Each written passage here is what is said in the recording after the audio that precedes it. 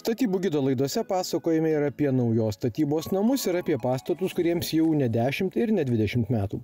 Ir jeigu kalbame apie naujesnės statybos pavyzdžius, tai jau dažnai ir aukštą energinio efektyvumo klasę minime. Ir šildymo sprendimus, kuriems paprastai reikia elektros energijos. Tačiau ar įvairūs šilumos siurbliai yra vienintelė alternatyva pastatuose, kurie yra santykinai nauji? Kadangi tai yra ganėtinai naujos statybos namas, jisai galėjo rinktis įvairią šildymo sprendimą, bet buvo pasirinkta dujų balionų tiekimo sistema, nes puikiai apšildys šios kvadratūros pastatą, sąnaudos prognozuojamos tikrai nedidelės, nes namo energetinė klasė yra gana aukšta. Ir dujų balionų sistema plus dujinis katilas tai ganėtinai ekonomiškas sprendimas tiek įrengimo prasme, tiek naudojimo. Ir mėnesinės šildymo išlaidos tikrai neturėtų būti didelės. Vėlgi pasirinktas patogus valdymas telefonu, programėlės stebėjimas temperatūros, katilo valdymas. Ir ši 6 dujų balionų sistema puikiai apšildys tokio tipo statinį. O į ką dėmesį kreipė šio namo šeimininkai? Turbūt kaip ir daugeliui svarbios buvo šildymo sąnaudos, komfortiška bei stabili oro temperatūra ir elementarus valdymas. Prie fasado pilka dujų balionų skydinė puikiai tiko, viduje yra visi reikalingi įrenginiai, kurie tarpusavyje sąveikoje. Dujos tiekiamos iš dujų balionų į vidaus patalpose pakabintą dujinį katilą. Katilas valdomas gali būti tiesiogiai, gali būti valdomas telefono programėlė. Klientui tik reikia pasirinkti norimą temperatūrą, nes vėlgi galima nusistatyti paros temperatūros režimus. Naktį galbūt šiek tiek žemesnė temperatūra, dieną aukštesnę pagal savo poreikius, pagal savo norus ir pagal savo gyvenimo režimą. Ir tada netgi, kada yra temperatūros truputėlį pareguliuojamos, padeda ganėtinai gerai sutaupyti ir sumažinti šildymo kaštus. Bet kokie procesai statybose paprastai būna ilgi?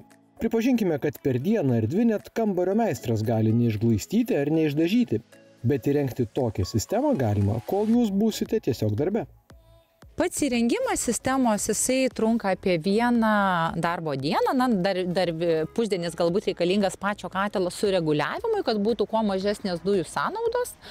O įrengimas ganėtinai paprastas, kada atvyksta specialistai, kurie išmano ir pastatė tikrai ne 10 ir dar daugiau šitų sistemų.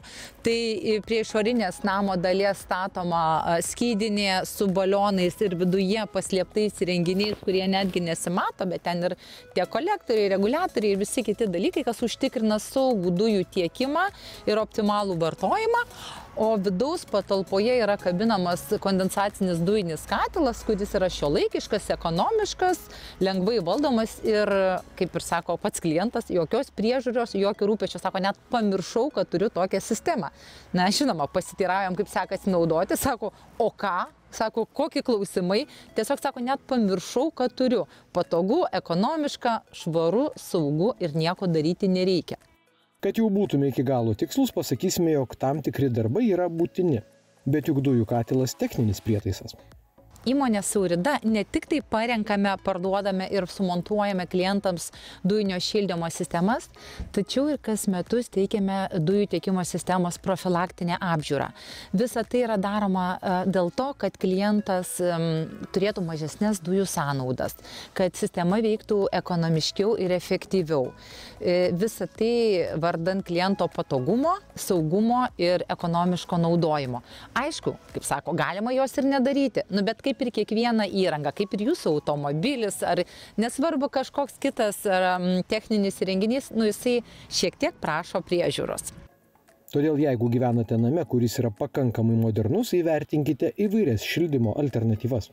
Renkantis, kokį šildymą turėsite namuose, nesvarbu, ar tai naujai bus įrengta šildymo sistema, ar jau keičiate savo senesnėje prieš tai atidirbusią, atitarnavusią šildymo sistemą, vertėtų atsižvelgti į įvairius šildymo sprendimus. Žinant, kad mūsų elektros kainos ganėtinai kinta, jos yra nestabilios ir kaip taisyklė nepinga, tai galbūt reikėtų atkreipti dėmesį ir į dujinius įrenginius, kurių kainas pačių dujų prognozuoti yra gerokai lengviau.